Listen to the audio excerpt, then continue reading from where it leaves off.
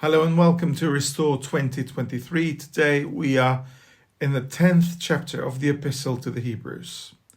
The closing verses of chapter 9 have introduced the theme of Jesus' once and for all sacrifice, has fulfilled all the requirements of the atonements for all humanity's sin for all the time. So the focus of chapter 10 is what Christ has achieved for the superiority of the current condition of the believers. Well, he compares that to those believers prior to the new covenant. And there are clear differences between these covenants. We almost habitually fall into the mindset that actually we say, well, the old covenant was bad, the new covenant is good. We can consider the old covenants in negative terms because we know it could not save us. But the author of Hebrews, however, does not see it by contrasting them in this way. Well, he draws the necessarily and sharp distinction between these covenants, but also he wants his readers to look to the new covenant, but not despise the old one. He wants to contrast these two covenants, show that actually the old one is crying out for, and he's finding fulfillment in the new covenant. The old covenant prepares the way and ultimately reveals the need that we have as people for the new. Christ came into the world to accomplish this, and it shows the necessity of his death for the new covenant. And then to this end, the author leans heavily on Psalm 40, verse 2. And yes, the psalm is read historically, but in this case, the writer reads it typologically. Jesus came into the world to do his Father's will, and this required him laying down his life as a sacrifice for sins. This is what verses 5 to 7 teach. When Christ entered the world, he knew his body would be the sacrifice that pleased God and satisfied his wrath.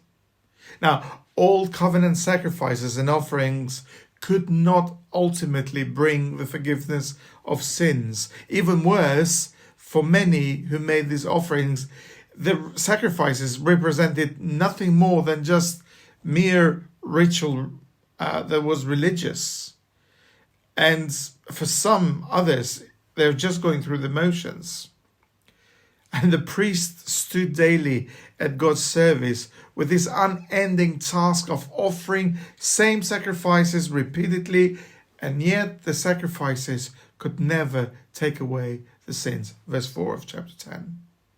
But they continue to offer them anyway, generation after generation, until Jesus' single sacrifice for the sins perfected for all the time those who are being sanctified. That's what the verse says. And as a result, this daily activity has come to an end, and Jesus has sat down now at the right hand of God. We're told that he makes the statement, and we believe it on the highest of authority. God, the Holy Spirit, testifies to us about this. Well, how does he do it? Well, it's not about how we feel or gut feelings or clever thoughts, but he testifies to us by bringing the Bible. And that's what it says in the text. The Holy Spirit also testifies to his about this first, he says. And then he quotes the Old Testament. And the Holy Spirit, in the words of the Bible, comes to affirm the reality of the finished work of Jesus Christ. He bears witness to what is true concerning us in relationship to this death. This is the covenant I'll make with my people, and then I'll put my laws in their hearts. God redeems us, and he puts his laws in our hearts. Well, some of us may think that coming in the New Testament, we have nothing to do with the law. All we need to do is read the book of Hebrews. What does it say when God redeems us? Well, he fashions, he molds the hearts to the shape of his law for the well-being of his people. So there is no conflict between the hearts that he transforms and the requirement of the holy living which he conveys. So the journey of the Christian life then is that we're continuously making progress into the life of obedience to God's law, even when it's hard, which actually is the case for the recipients of this epistle. From verses 19 to 39 of chapter 10, the writer builds on the rich doctrinal teaching of the earlier chapters and earlier verses, pressing it home by encouragement, by illustration and warning. So much has been done for the readers. So much is available to them.